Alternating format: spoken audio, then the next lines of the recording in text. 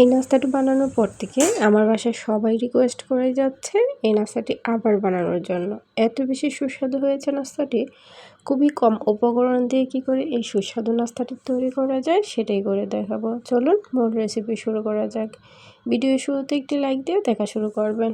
একটি বাটিতে নিয়ে নিব 1 কাপ পরিমাণ আটা, 1/3 কাপ পরিমাণ বেসন দিয়ে দিব, 1/4 চা চামচ পরিমাণ আস্ত জিরা এবং সামান্য পরিমাণ কালো জিরা দিয়ে দেবো, একটা পেঁয়াজ কুচি এবং কিছু ধনিয়া পাতা কুচি, সাথে কাঁচামরিচ কুচি, জালটা আপনাদের পছন্দ অনুযায়ী দিয়ে দিব। স্বাদ মতো লবণ, 1/4 চা চামচ মরিচ গুঁড়ো, 1/4 চা চামচ ধনিয়ার গুঁড়ো এবং 1/4 চা চামচ হলুদ গুঁড়ো।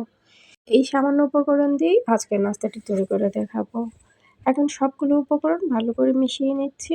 মেশানো হয়ে গেলে অল্প অল্প রুম টেম্পারেচারে থাকা পানি দিয়ে এক সফট ডো বানিয়ে নেব। এখনও যারা চ্যানেলটি সাবস্ক্রাইব করেননি প্লিজ সাবস্ক্রাইব করে নিন এবং যারা ফেসবুক থেকে দেখছেন পেজটিকে লাইক করে নিন। যখন একটু দেখবেন স্টিকি ভাব চলে আসছে, এই পর্যায়ে সামান্য পরিমাণ হাতে তেল নিয়ে নেবেন, তাহলে দেখবেন হাতে আর লেগে যাচ্ছে না। ডোটা ভালো করে মিশিয়ে নিচ্ছি।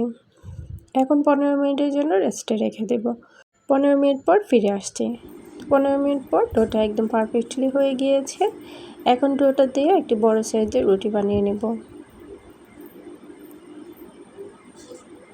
উপর থেকে সামান্য পরিমাণ ময়দা ছিটিয়ে নেব, তারপর রুটি বানিয়ে নিচ্ছি। এখনও যারা একটি লাইক দেননি প্লিজ একটি লাইক দিয়ে দেখা শুরু করুন এবং ভিডিওটি শেষ পর্যন্ত দেখবেন। তো একটি বড় সাইজের রুটি হয়ে গিয়েছে, দেখুন কতটুকু পাতলা হয়েছে। এখন একটি বাটিতে 1 চামচ পরিমাণ নিয়ে নিচ্ছি কর্নফ্লাওয়ার এবং 1 চামচ পরিমাণ রান্নার তেল। এখন ভালো করে মিশ্রণটা মিশিয়ে নিচ্ছি। এখন রুটির উপরে এই পাতলা মিশ্রণটা দিয়ে দিচ্ছি। এখানে আমি কোনো ময়দা ইউজ করব না। 2 পাশ থেকে ফোল্ড করে নিচ্ছি। 2 পাশ থেকে যখন ফোল্ড করা হয়ে যাবে, উপর থেকে আরও সামান্য পরিমাণ কর্নফ্লাওয়ারের মিশ্রণটা দিয়ে দিব, তারপর আবার ফোল্ড করে নেব। এভাবে করলে অনেকগুলো লেয়ার চলে আসে এবং ভিতরে কিন্তু অনেক বেশি ক্রিস্পি হয়। দেখুন আমি কেমন করে করছি, একদম ইজি, আপনারা সবাই পারেন এই কাজটি। আলতো হাতে লম্বা করে আবার রুটি বানিয়ে নিচ্ছি। বানানো হয়ে গেলে উপর থেকে আবার কর্নফ্লাওয়ারের মিশ্রণটা দিয়ে নিচ্ছি, দিয়ে আবার 4 ভাঁজ করে ফোল্ড করে নেব।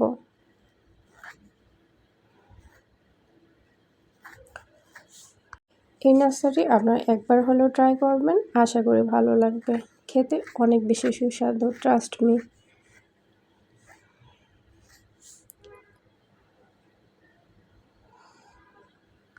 আবার 4 ভাঁজ করে আমি ফোল্ড করে নিয়েছি। এখন উপর থেকে সামান্য কর্নফ্লাওয়ারের মিশ্রণটা দিয়ে 2 ভাঁজ করে নিচ্ছি। আর আমি কখনো ফোল্ড করব না, এই ফোল্ডেই হয়ে যাবে। এখন একটি বেলনের সাহায্যে সামান্য পরিমাণ পাতলা করে নিচ্ছি। 2 পাশটা কেটে নেব। কাটা হয়ে গেলে ছোট ছোট করে আবার কেটে নিচ্ছি, আপনারা ছোট বা বড় করে নিতে পারেন। দেখুন অনেকগুলো লেয়ার কিন্তু চলে এসেছে। তো এখন ভাজার জন্য চলে যাচ্ছি।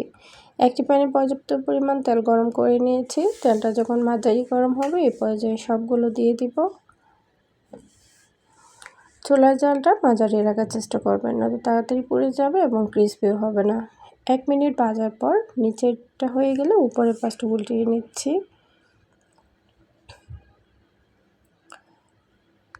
ব্রাউন কালার হওয়া পর্যন্ত ভেজে নেব।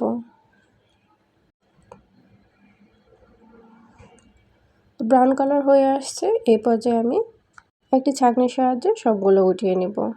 এভাবে করে সবগুলো ভেজে নেব। তো রেসিপিটা কেমন হয়েছে অবশ্যই কমেন্ট করে জানাবেন এবং আপনারা একবার হলেও বাসায় ট্রাই করবেন, আশা করি সবার কাছে ভালো লাগবে। এতক্ষণ সাথে থাকার জন্য সবাইকে অসংখ্য ধন্যবাদ। নতুন আরেকটি ভিডিও দেখার আমন্ত্রণ জানিয়ে আজকের মতো বিদায় নিচ্ছি। আল্লাহ হাফেজ।